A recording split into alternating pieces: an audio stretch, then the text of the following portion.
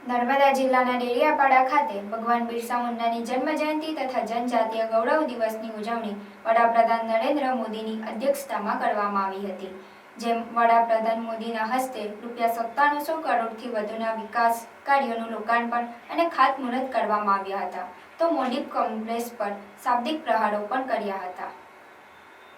ડેડિયાપાડા ખાતે આયોજિત કાર્યક્રમમાં વડાપ્રધાન મોદીએ ભગવાન બિરસા મુંડાની 150મી જન્મજયંતિ નિમિત્તે જનજાતીય ગૌરવ દિવસના મુખ્ય કાર્યક્રમમાં ₹9700 કરોડના વિવિધ વિકાસ કાર્યોના લોકાર્પણ અને શિલાન્યાસ કર્યા હતા।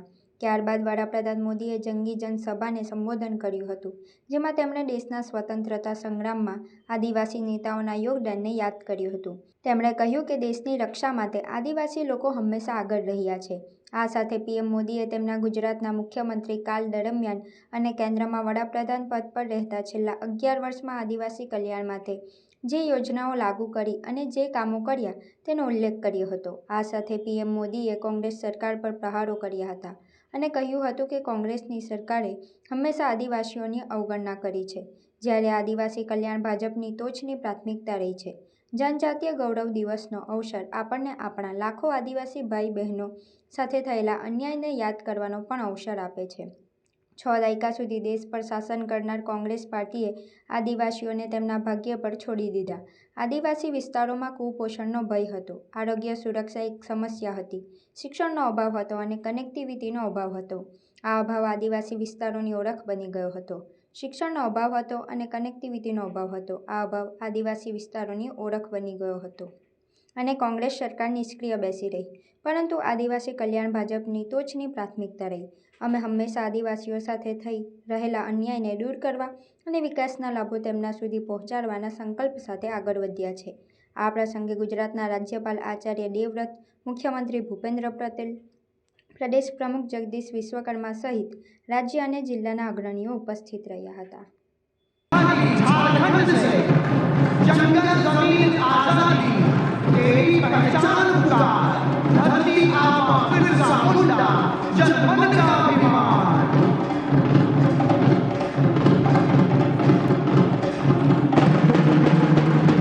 नटवा वेस्ट बंगाल।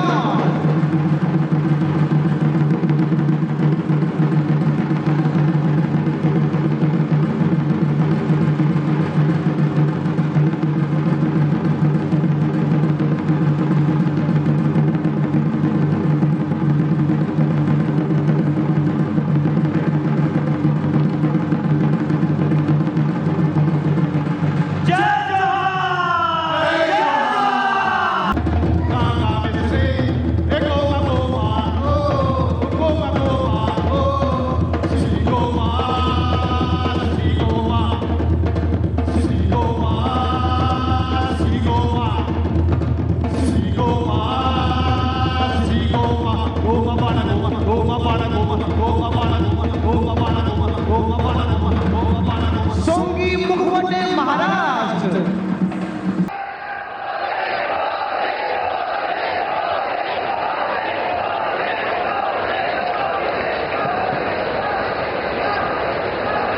हमारी अगली पीढ़ी को भी पता होना चाहिए कि मेरे आदिवासी भाई बहनों ने हमें कितना बड़ा तोहफा दिया है, आजादी दिलवाई है। और इसी काम को जिंदा करने के लिए, आने वाली पीढ़ी को स्मरण रहे इसलिए हमने देश में कई ट्राइबल म्यूजियम बनाए जा रहे हैं। यहां गुजरात में भी राजपीपला में ही 25 एकड़ विशाल ट्राइबल म्यूजियम के लिए जमीन पर बहुत बड़ा म्यूजियम आकार ले रहा है।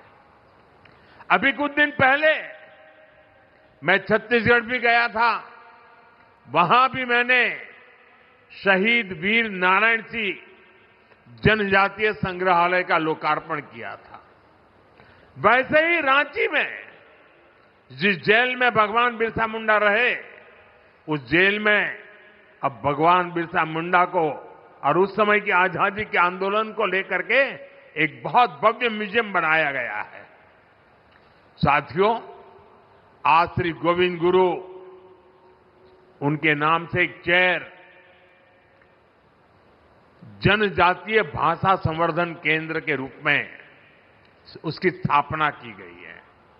हमारी सरकार आने के बाद हमने बहुत बड़ी वृद्धि की, उसके हितों की चिंता की, हमने मंत्रालय के बजट को बढ़ाया और आज जनजातीय मंत्रालय का बजट अनेक गुना बढ़ा करके हमने आज जनजातीय क्षेत्रों के विकास का बीड़ा उठाया है। शिक्षा हो, स्वास्थ्य हो, कनेक्टिविटी हो, हर क्षेत्र में हम आगे बढ़ने का प्रयास कर रहे हैं। साथियों, एक समय यहां गुजरात में भी आदिवासी इलाकों में स्थिति बहुत अच्छी नहीं थी। हालात ये थी कि अंबाजी से उमरगांव तक पूरे आदिवासी पट्टे में एक भी साइंस स्ट्रीम की स्कूल तक नहीं थी। साइंस स्कूल नहीं थी।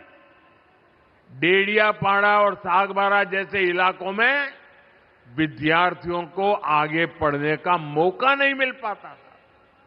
मुझे याद है जब मैं गुजरात का मुख्यमंत्री था तो मैंने यहां डेडियापाड़ा से ही कन्या केलवनी महोत्सव शुरू किया था।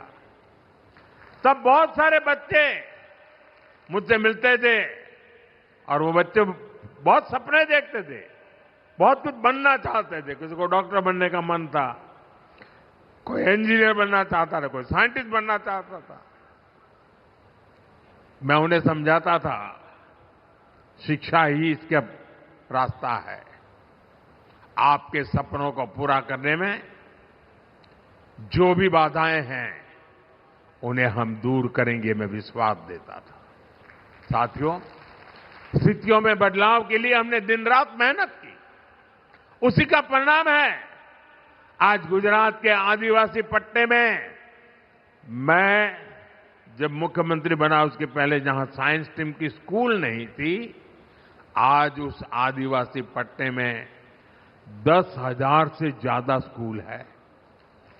पिछले 2 दशकों में आदिवासी इलाका में 2 दर्जन साइंस कॉलेज, सिर्फ स्कूल नहीं, science college, commerce college, arts college बने हैं। भाजपा सरकार ने आदिवासी बच्चों के लिए सैकड़ों हॉस्टल तैयार किए। यहां गुजरात में 2 ट्राइबल यूनिवर्सिटी भी बनवाई। ऐसे ही प्रयासों से यहां भी बड़ा बदलाव आया है। હાય હીર, હાય. અરે કેમ શું થયું? તારા મોઢા પર કેમ 12 વાગ્યા છે? અરે જવા દે ને, કેટલી મહેનત કરીને મમ્મી માટે ડિનર સેટ લાવી અને મમ્મી કહે કે નકરું પ્લાસ્ટિક લઈને આવી છે, હવે એક્સચેન્જ કરાવીને સ્ટીલનું ડિનર સેટ લાવવા કહે છે. હા તો એમાં શું થયું? સ્ટીલનું લઈ આવો. અરે જવા દે ને, ક્યાંથી સ્ટીલનું લાવું? આજકાલ સ્ટીલના વાસણો ક્યાં સારા મળે છે? કાં તો એ કટાઈ જાય, ફાટી જાય કે છેલ્લે કઈ નહીં તો વળી જાય.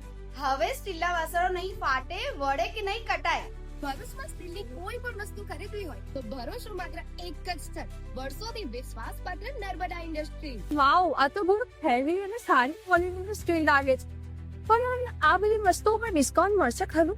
અરે આ બધી વસ્તુ તને હોલસેલ ભાવમાં મળી જશે. ભરૂચના બધા હોટેલ્સ વાળા, કેટરિંગ વાળા બધા અહીંથી જ વાસણો ખરીદે છે. માત્ર ભરૂચમાં જ નહીં પણ વિદેશમાં પણ નર્મદા ઇન્ડસ્ટ્રીના ટ્રાયપ્લાય વાસણોની ખૂબ જ માંગ છે. એટલે જ વિદેશમાં રહેતા લોકો વાસણો ખરીદવા માટે નર્મદા ઇન્ડસ્ટ્રીને જ પસંદ કરે છે. તો અમે તમારી શોપિંગ કરી લીધી છે. તમે ક્યારે આવી રહ્યા છો? Narmada industry, phase 1, JITC, near Narmada Nagar, Bharuch. For more information call on the given number.